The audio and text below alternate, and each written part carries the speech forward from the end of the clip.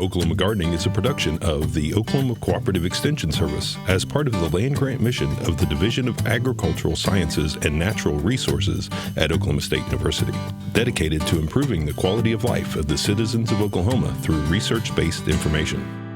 Underwriting assistance for our program is provided by the Oklahoma Department of Agriculture, Food, and Forestry, helping to keep Oklahoma green and growing. Today on Oklahoma Gardening, host Casey Hentges is joined by OSU Extension Fruit and Nut Specialist Becky Carroll to prune our blackberry brambles. OSU Extension Turfgrass Specialist Dennis Martin has tips on controlling the summer weeds while keeping the pollinators fed this spring. And Casey is utilizing our old straw bale beds as a home for our potatoes.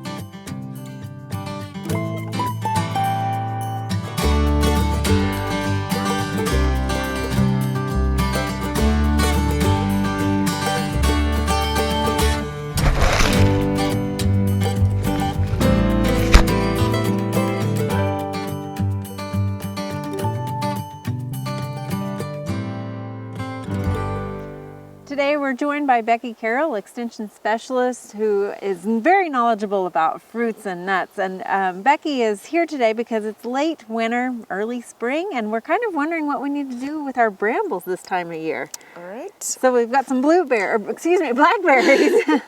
Yeah, we have a couple of blackberries here. We're going to look at how to get them back into shape and some of the things that we may need to have in our toolbox to take care of these.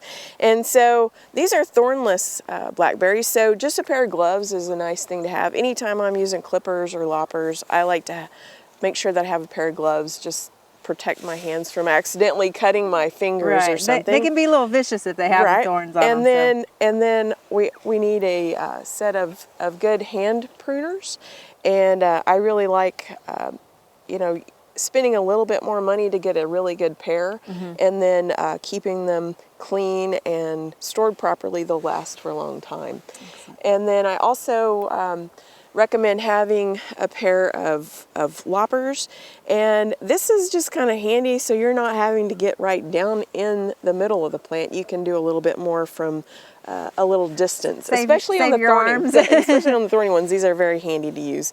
And then for those thorny ones, I like to have a pair of, these are actually, I think, rose gloves. Okay. Or you can also buy them for like cactus and things, but they're not specifically for blackberries, but it's very handy. It has a little bit more padding in the palm and then on the fingertips. You may still get a few thorns going through these, but it helps a lot and it protects your upper arm. All right, well, thankfully we won't have to really use these on this one. Not on this one, no. So it looks like our blackberry never really went dormant this year. Yeah, it's still leafed out pretty well. So it may be the type that this one is, the variety that this is. And if it's Natchez, it has more of a kind of a trailing, semi-trailing habit. It's not as erect plant as some of the other ones, but they're a little more cold sensitive, and it may be that they just don't go fully dormant during the winter time. Okay. But yeah, we can take a look at these, what we need to do to them. So there's two different types of canes we're looking at, and tell us a little bit about those two canes and which ones are going to produce for us this year and which ones we need to cut back. All right, so blackberries have a perennial root system, but they have biennial canes. So the first year that they come up, they are primicanes, and so they're just vegetative. The canes won't fruit. And then the second year, after, these are primicanes, and then after they go through this winter, then they will become floricanes. And so our fruit will be produced on these canes that are left. All right. So if we had cut all these back, then we wouldn't have any fruit this coming year. So we need to leave some of those primicanes down at the bottom, the new shoots that are coming up. We need to leave some of those through the summer, so we'll have new shoots to fruit for the following season. It looks like someone's already cut out all of the floricanes from this season, and those, after they fruit, those canes die back to the ground. So it's pretty easy to tell the difference between a primicane and a floricane at this time of the year. Okay, so if there was any dead, we would want to go ahead and remove that. Those would be, yeah, because they're dead. They're not going to benefit us at all. Okay. But these will be fruiting this next spring. Okay. So we want to get them kind of pruned back and in shape a little bit for that season. Are we going to keep all of these canes then, or reduce We're them going a little bit? normally when we have, when we're doing our pruning, we may end up with maybe 10, 12, even up to 20 different, depending on the type of blackberry, new primocanes. Okay. And so we want to thin those out and leave maybe 3 to 5 per plant, because if we tried to leave all of them, it would really make our blackberry root decline. Okay. It'd just be too much for that one root system to produce. Gotcha. So we would thin them down to 3 to 5 of these canes. See, right here's one, and then we've got one, really one on this side that we have, and then there's another that's right here. So we don't have a lot that we have to thin out. So we're just going to prune them up and kind of get them where they're a little bit better shape. If we leave them too crowded too, we can add to the disease pressure. Won't get as good airflow through the canes, and so that can be a problem as well. So we're actually going to take off some of the side shoots off. We of are these going to canes. take off Okay. some of the side shoots, Okay. yes. And so all these laterals, you can see we've got our cane right here. Normally we would want to leave this, it looks like this one's been damaged. We would want to leave one that's a little bit taller and tie it to our trellis if we have one in place, just to keep it upright. Especially with the trailing varieties, it's very important to leave them one that's going to be dominant so you can keep it upright off of the ground. Okay. Whenever these blackberries, if they start going down, touching the ground, they'll start rooting. And once they start rooting, then they're not really thinking about producing fruit. Okay. So we want to keep them up off the But ground. if you wanted to multiply yours, that might be a way to get another you can. one. Or you can select some of those primocanes that are coming up and dig those up and move them as Okay. well. All right. But on the lateral branches, we're just going to go back and we're going to cut them off maybe about 12 to 15 inches long. Okay. And just kind of clean it up a little bit. Nothing really special to like where you're pruning them off. I was going to say, do you try to clip above a bud or outward facing? Not really. Or anything? Sometimes I look at the bud placement, and if it's going back in, that may not be as great. So I want something that's kind of facing away from the plant, maybe. Okay. I like to wait to do the lateral pruning until this time of year. Okay. But all of your floricanes that were here and have already lived their life Right. and have died, we can remove those whenever we want to. Okay. All right. So it's just basically, it looks like we've got another plant right here that's next to it. So we'll leave it and we'll go ahead and cut it back just a little bit. We'll select one, maybe this one looks a little bit larger. So we'll cut these other laterals back. And when we cut the laterals back, that initiates more fruit growth. Okay. So we'll get added benefit to the amount of fruit that may be produced on that plant. So each one of these that you cut back will produce more branches and therefore more fruit then. Right. Okay.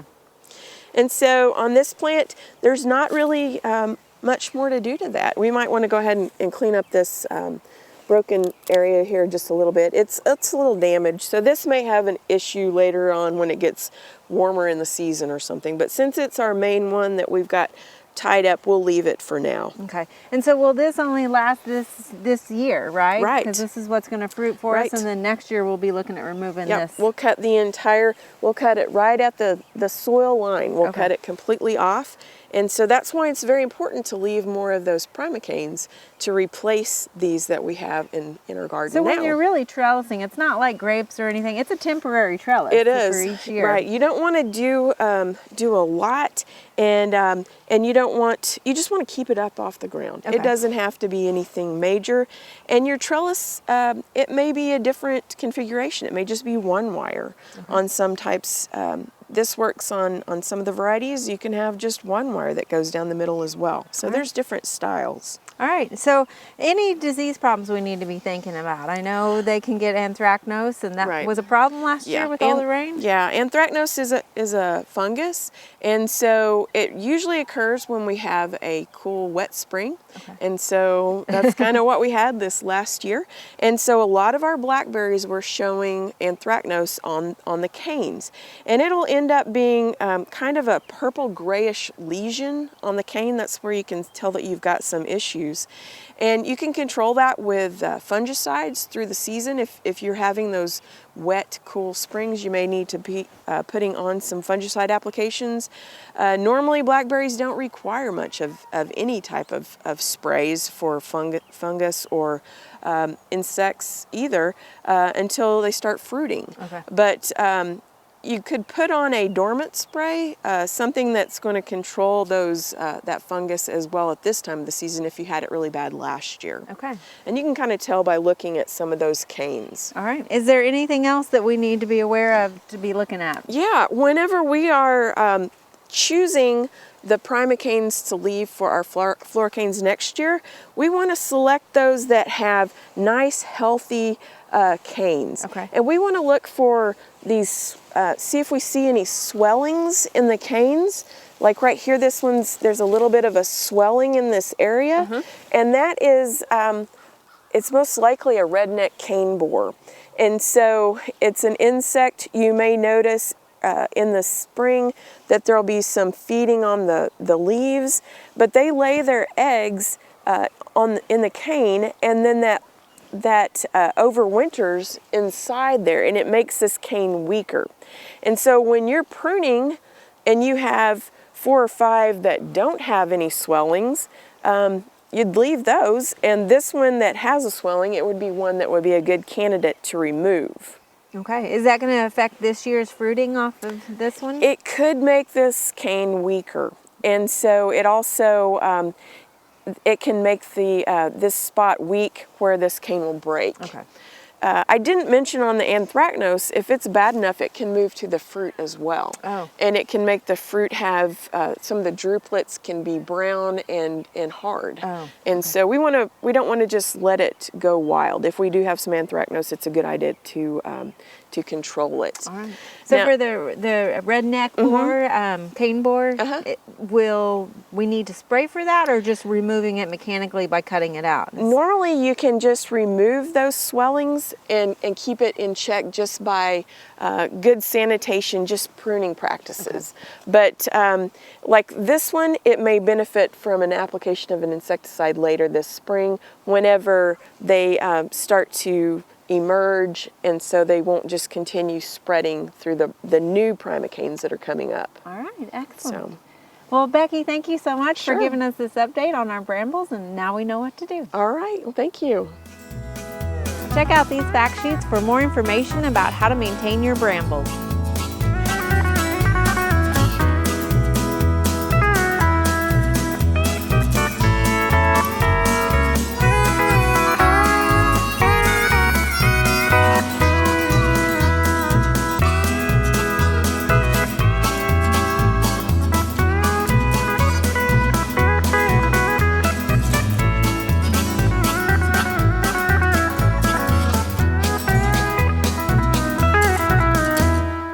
It's March here in Stillwater, Oklahoma, but regardless of where you're at in the state, there's still time to control broadleaf weeds in warm season turfgrass lawns.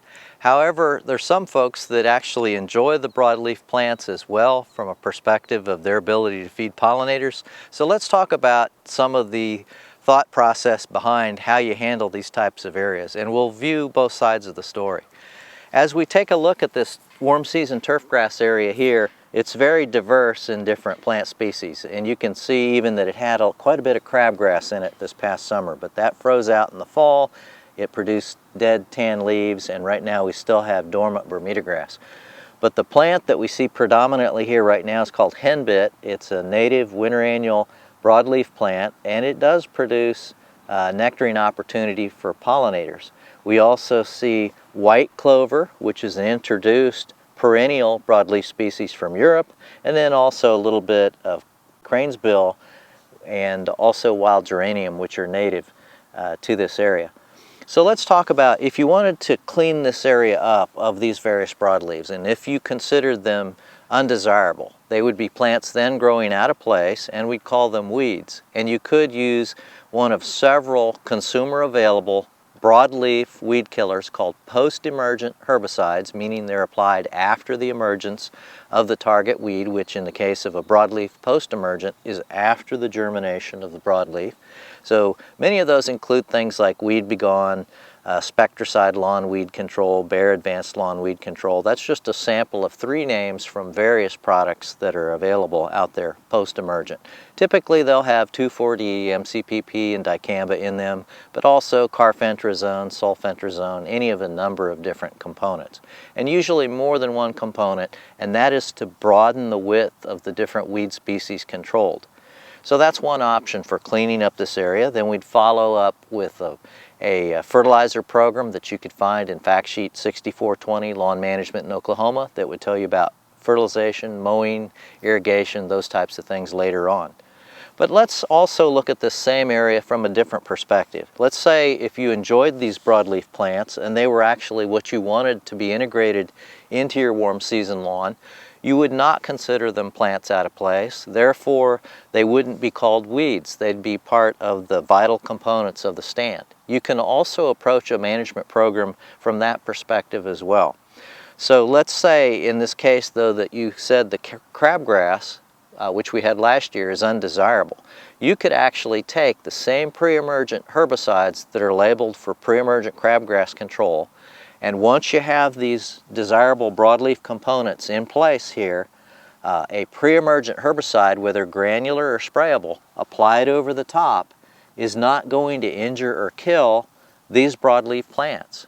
First of all, it's a pre-emergent, it's only going to act against seed, but also the broadleaf plants are produced in the nursery production trade, and these same pre-emergent herbicides are used in the culture and production of many desirable woody and herbaceous species of broadleaves. So a pre-emergent herbicide is not going to injure or kill these broadleaves here.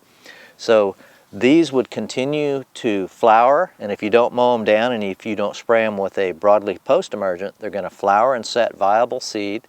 That seed is going to be dormant this spring because it's a cool season perennial clover and a cool season annual broadleaf like henbit. That seed will lay dormant in the soil. Your pre-emergent applied in the spring would be effective against crabgrass germination once our soil temperatures get about 60 degrees Fahrenheit and plenty of good soil moisture. But over the course of about a 4 to 5 month period, your pre-emergent herbicides are going to be metabolized as a food source, broken down that is, by microorganisms in the soil, such that when we get into the fall and early winter of later this year, they're no longer going to be active against seed. So if white clover seed that germinates in the fall is present in the soil, as well as henbit seed, it's going to be unaffected by a spring applied pre-emergent. So you would actually get regeneration of the henbit, the geranium, which are both winter annuals. The white clover seed would be prevented from germinating in the spring, but not from in the fall germination. So you can actually strike against crabgrass as a summer annual with the pre-emergent program applied at this time in March and have no detrimental effect on your winter annual broadleaves if you wanted them to germinate in this fall. So you can have a very pollinator friendly lawn, and you can also approach it from the other standpoint if you considered these weeds. So timing is everything with these pre-emergent herbicides, and they are a great management tool, but you have to use them strategically depending on what your end goal is for what you want in your lawn.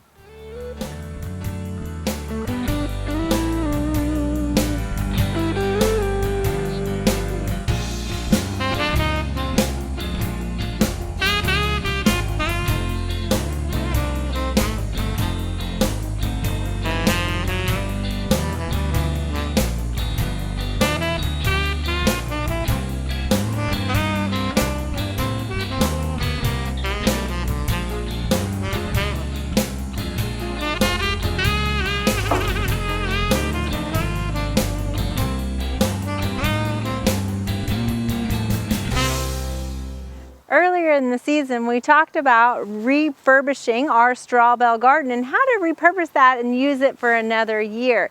Now, originally we had built this straw bale garden because we wanted to have better drainage, and for a temporary situation, it's a great way to create a raised bed without any construction and a pretty cheap input on it. So now we're looking at the residue that's left after a year of gardening in those straw bales.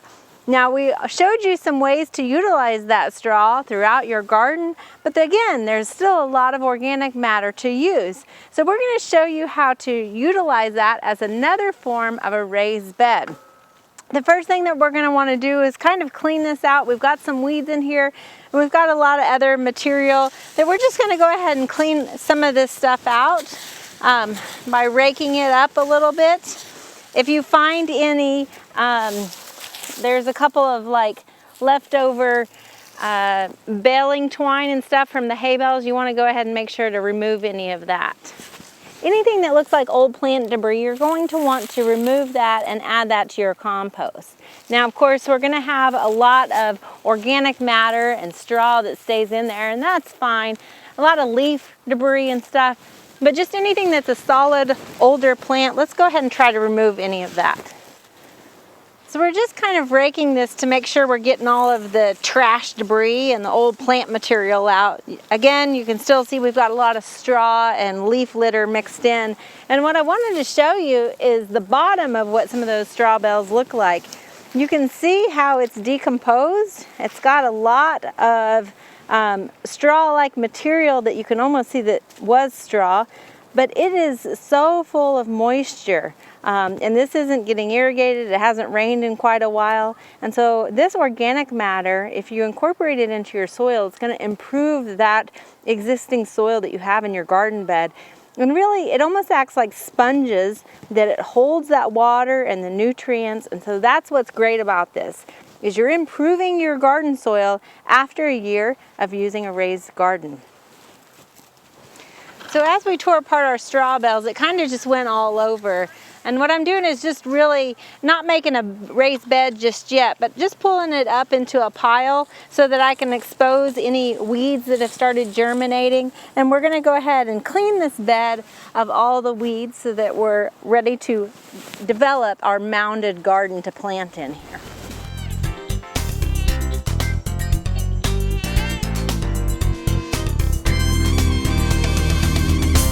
Now that we've got the weeds cleaned out and any of the debris that we don't want in this, again, we just have straw and leaf litter and that potting soil that was originally part of the straw bale garden.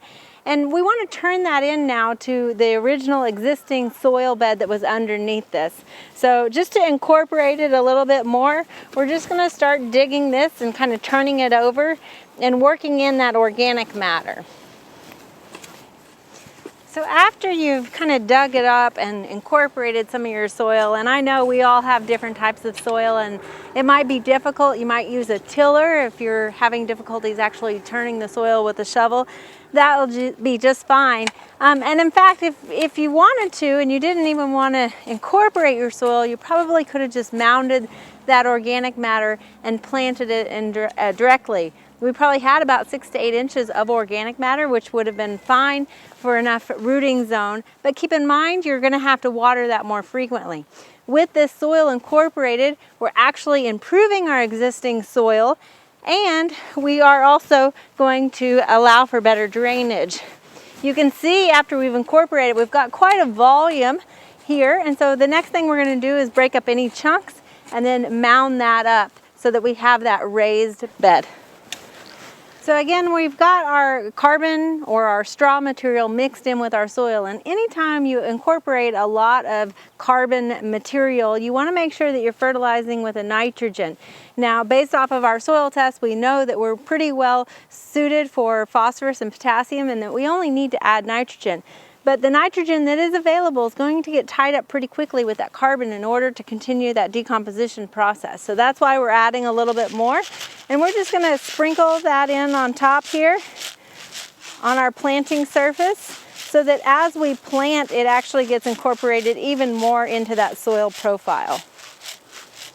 For this particular bed, we've decided to go ahead and plant our potatoes. Now, potatoes need to be planted mid-March, so you're running out of time if you haven't got them in the ground. So what we have here is Yukon Gold. You can see it's kind of got a yellow skin to it. And of course these have been cut and we've allowed them to callus over so they're not going to be moist going into that soil profile. And then we also have a Pontiac Red that has more of a red skin color to it. So again, we've got our growing eyes there. They're ready to get in the ground. And so we're just going to lay these out and then plant them.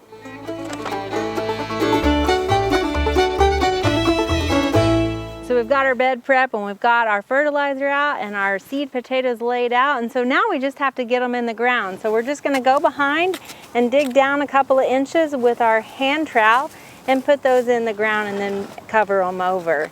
So that incorporates that nitrogen fertilizer as we're going. And I have to say, once you've done all this bed prep in order to make this mounded bed, you're going to have the easiest time planting these seed potatoes because all the hard work is done at this point. And your potatoes are going to thrive in this environment. They're going to love that loose mix of organic matter that provides plenty of drainage and is easier for those roots to grow.